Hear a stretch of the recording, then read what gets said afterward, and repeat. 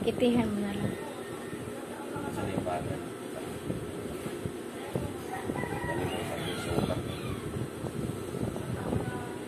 Basta huwag tayong dumikit dito ng ganon. Kasi sisiksik sa kilikili yung pakit natin.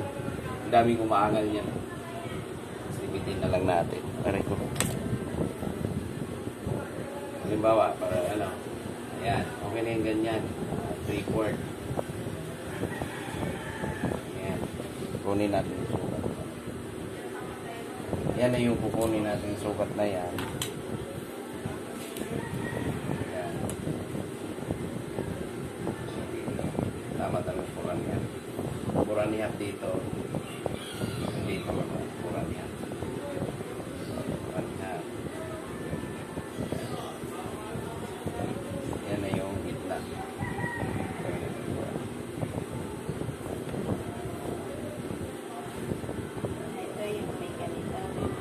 Kailangan kasi mapantay kasi kailangan gumitna yan sa bulsa.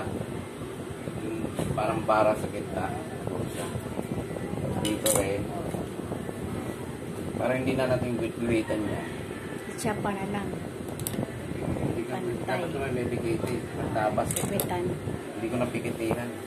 May pikiti. Maganda kasi kung may pikiti, tupiin mo na lang, tapos diretso pasada na. Hilahin mo na lang, iganon mo.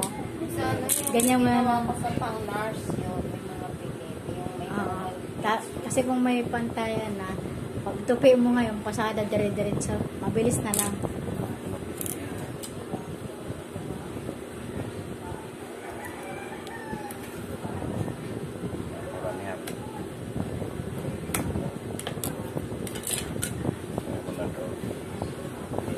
Pupuno yan na. nakilit ko mo na kaya. Ayan na daw.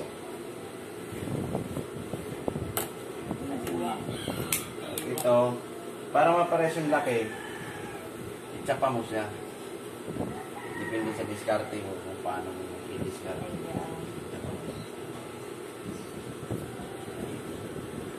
Asan yung Dixon mo? Dixon mo ka.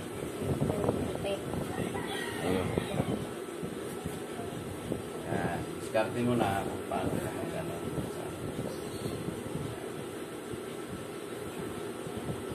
Ito may bigay.